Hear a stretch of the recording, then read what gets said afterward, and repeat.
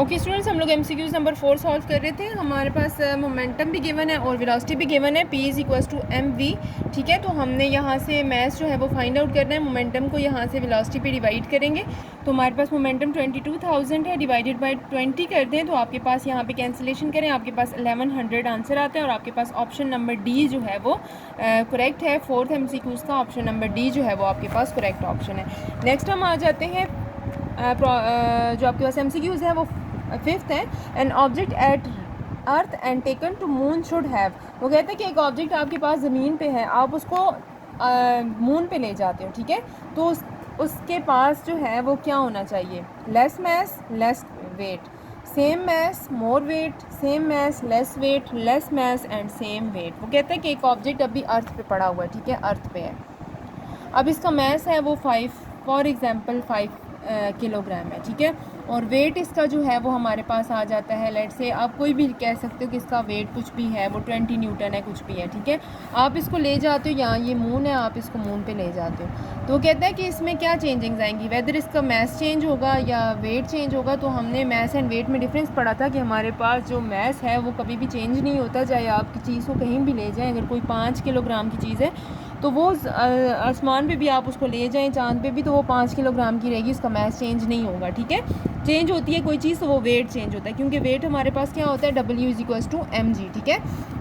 तो जितना आपके पास जो है ग्रेविटी चेंज होती है, जितना आप अवे मूव करेंगे अर्थ से, जितना दूर जाते जाएंगे ग्रेविटी कम होती जाएगी, और मून पे तो ग्रेविटी बिल्कुल ख़त्म हो जाती है, तो हमारे पास जो वेट है वो क्या होता है, शुरू हो जाता है। ग्रेविटी कम होगी तो वेट भी क्या होगा, लेस होना शुरू हो जाएगा, तो आपके पास वेट जो है वो डिक्रीज़ होना शुरू हो जाएगा। तो जैसे ही आप इस ऑब्जेक्ट को मून पे लेके जाओगे तो इसका वेट डिक्रीज़ होना शुरू हो जाएगा। तो आपके पास यहाँ पे देखें ऑप्शन नंबर सी जो है, option number C fifth MCQs का ऑप्शन नंबर सी जो है उसमें वो कहता है कि उसका सेम मैस रहेगा और लेस वेट होगा, क्योंकि मैस तो आपके पास सेम रहेगा, मैस ना इंक्रीज़ होगा ना डिक्रीज़ होगा, वेट हाँ आपके पास लेस होगा, तो इसलिए हमारे पास ऑप्शन नंबर सी जो है वो करेक्ट है, ठीक है। नेक्स्ट है एमसीक्यूज़ नंबर 6, जिसमें वो कहता है कि the unit of coefficient of friction is, coefficient of friction की क्या यूनिट है, newton, kilogram, mu, it has no unit. So इसका जो करेक्ट ऑप्शन है, इसका ऑप्शन है हमारे पास जो एमसीक्यूज़ नंबर 6 है उसका ऑप्शन है हमारे पास it has no unit, option number D. हमारे पास इसकी कोई यूनिट नहीं है, क्योंकि ये रेशो है बिटवीन टू फोर्सेस, ठीक है, दो फोर्सेस के बीच में रेशो है, ऊपर भी हमारे पास फोर्स है और नीचे भी, तो न्यूटन डिवाइडेड बाय न्यूटन, तो न्यूटन न्यूटन से कैंसिल होगा, तो हमारे पास यहाँ पे कोई यूनिट नहीं आती, तो कोफिशिएंट ऑफ फ्रिक्शन की हमारे पास कोई यूनिट नहीं है, ठीक है। एमसीक्यूज़ नंबर 7 देखें, the centripetal acceleration for an object of mass 1 kg moving with 6 metre per second in a circle of radius 3 metre is. वो कहते हैं कि एक ऑब्जेक्ट है जो कि हमारे पास जिसका मैस है वो 1 kg है और वो सर्कल में मूव कर रहा है with the velocity 6 metre per second, और जो सर्कल का रेडियस है वो हमारे पास, ये सर्कल है, इसमें एक ऑब्जेक्ट मूव कर रहा है, इसका रेडियस हमारे पास 3 मीटर आ रहा है। ऑब्जेक्ट का जो मैस है, लेट से ये ऑब्जेक्ट है, तो इसका जो मैस है वो हमारे पास 1 kg है, जिस वेलोसिटी के साथ ये मूव कर रहा है वो वेलोसिटी हमारे पास आ गई है 6 मीटर पर सेकेंड। हमने सेंट्रीपिटल एक्सेलरेशन फाइंड आउट करना है, तो सेंट्रीपिटल एक्सेलरेशन की हमारे पास जो फार्मूला है वो है v² डिवाइडेड बाय r। तो वैल्यू पुट करते हैं, वेलोसिटी की वैल्यू आपके पास आ गई है 6 का स्क्वायर लेते हैं, r हमारे पास है 3, ठीक है। अब हम करते हैं 36, 6 का स्क्वायर 36 होता है, डिवाइडेड बाय 3, यहीं से कैंसिल करें तो आपके पास 12 मीटर पर सेकेंड स्क्वायर आ जाता है। ऑप्शन नंबर इसमें है आपके पास बी, तो ऑप्शन नंबर बी जो है वो आपके पास करेक्ट ऑप्शन है। नेक्स्ट वो कहते हैं how many times the centripetal force will increase if the mass of the body moving with uniform speed in a circle is doubled. वो कहते हैं कि आपके पास जो है वो एक बॉडी है, ठीक है, जिसमें हमारे पास जो सेंट्रीपिटल फोर्स है, अगर हम उस बॉडी का जो मैस है, ठीक है, उसको अगर हम क्या करें, डबल कर दें, ठीक है, तो हमारे पास सेंट्रीपिटल फोर्स जो है वो इंक्रीज़ होगी या डिक्रीज़ होगी। तो देखिए हमारे पास जो सेंट्रीपिटल फोर्स है वो इक्वल है mv² डिवाइडेड बाय r के, ठीक है।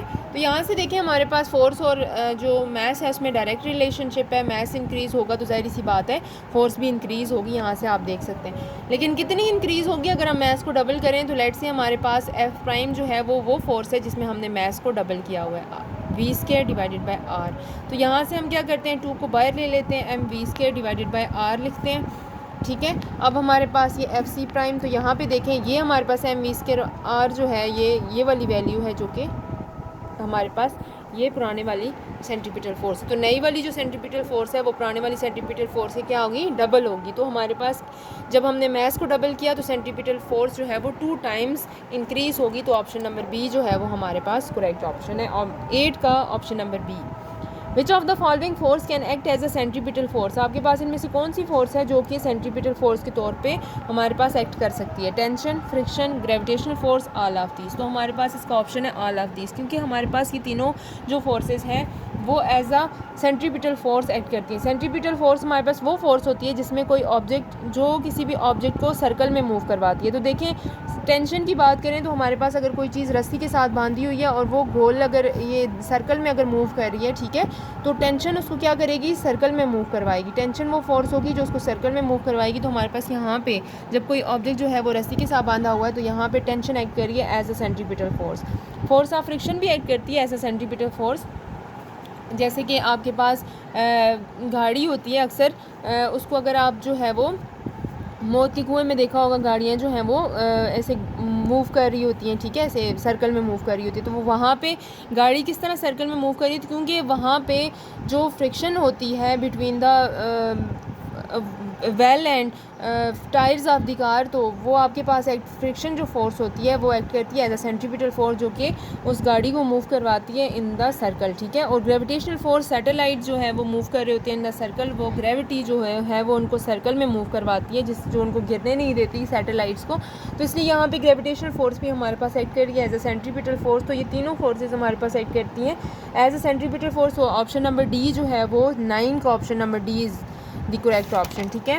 आगे हम देखते हैं, हमारे पास वो कहता है an empty suitcase is placed in the middle of the bus on its floor travelling at high speed, when the bus brake suddenly the suitcase slide backward forward jumps up remains in place. वो कहता है कि एक बस है, ठीक है, ये एक बस है, लेट से ये हमारे पास एक बस है और इस पे एक सूटकेस रखा हुआ है यहाँ मिडल में, ठीक है, और बस जो है with the high speed move कर रही है, ठीक है, बहुत तेज़ी से जा रही है। अब अचानक ड्राइवर क्या करता है, ब्रेक लगाता है। तो क्या अब ये जो सूटकेस है ये आगे की तरफ मूव करेगा, पीछे की तरफ मूव करेगा, अपनी जगह पे रहेगा, या फिर जंप करके बाहर चला जाएगा। अब देखें, आपके पास हमने इनर्शिया पढ़ा था कि जब भी कोई ऑब्जेक्ट जो है वो मूव करता है तो इनर्शिया क्या करता है, उसे उसकी मोशन को कंटिन्यू रखता है, और जैसे ही कोई ऑब्जेक्ट जो है वो रेस्ट में होता है तो इनर्शिया जो है वो उसे रेस्ट में ही रखने की कोशिश करता है। तो देखें अब ये जो बस है ये हाई स्पीड के साथ फॉरवर्ड मूव कर रही है, तो जैसे ही वो ब्रेक्स लगाएगा ड्यू टू इनर्शिया ये जो सूटकेस होगा ये आगे की तरफ मूव करना चाहेगा, लेकिन ब्रेक्स अब अप्लाई हो चुके हैं, गाड़ी रुक चुकी है, लेकिन ये सूटकेस आगे की तरफ मूव कर रहा है, तो इसलिए इसको झटका लगेगा आगे की तरफ। तो ये कैसे मूव करेगा, फॉरवर्ड मूव करेगा। इसकी एग्जांपल वैसी है जैसे आप गाड़ी में बैठे हुए हो तो ड्राइवर ब्रेक्स अप्लाई करे तो आपको आगे की तरफ झटका लगता है, वो इनर्शिया की वजह से जैसे लगते हैं, तो इस तरह से सूटकेस भी क्या करेगा, फॉरवर्ड मूव करेगा। ऑप्शन नंबर बी जो है वो इसका करेक्ट ऑप्शन है। आगे वो कहते हैं in Newton third law the action reaction pairs does not neutralize each other because they act as same body, act on different bodies, act on third body, produce friction. वो कहते हैं कि Newton third law हमने पढ़ा था, हमने कहा था हर बॉडी हर एक्शन का रिएक्शन होता है और action reaction forces equal in magnitude होती हैं, अपोजिट इन डायरेक्शन होती हैं, जिसकी वजह से वो एक दूसरे के इफेक्ट को कैंसिल करती हैं। लेकिन आपके पास वो कहता है कि ऐसी कौन सी कंडीशन है जिसमें वो कैंसिल एक दूसरे को नहीं करती, तो उसमें आपके पास ऐसा होगा कि दोनों डिफरेंट ऑब्जेक्ट पे लग रही होंगी, ठीक है। जैसे एक ऑब्जेक्ट पे लगे तो वो एक दूसरे को कैंसिल कर सकती है। जैसे कि अब बॉल है तो वो अगर आप उसको दीवार पे मारते हैं तो एक्शन भी बॉल पे ही हो रहा है और रिएक्शन फोर्स भी बॉल पे ही लग रही है। बुक टेबल पे रखी हुई है तो एक्शन भी बुक पे ही हो रहा है और रिएक्शन भी बुक पे ही हो रहा है। तो न्यूटन थर्ड लॉ के लिए ज़रूरी है कि action reaction forces same body पे लगें। अगर डिफरेंट बॉडीज़ पे लगेंगी तो आपके पास न्यूटन का थर्ड लॉ जो है वो होल्ड नहीं करेगा। इसलिए जो है वो हमारे पास न्यूटन का थर्ड लॉ सिर्फ उन ऑब्जेक्ट्स पे एप्लीकेबल है जिसमें आपके पास सिंगल ऑब्जेक्ट होगा। तो अगर डिफरेंट बॉडीज़ पे लगेगा तो आपके पास न्यूटन का थर्ड लॉ होल्ड नहीं करेगा। तो इसलिए ऑप्शन नंबर जो बी है वो इज़ द करेक्ट ऑप्शन, ठीक है।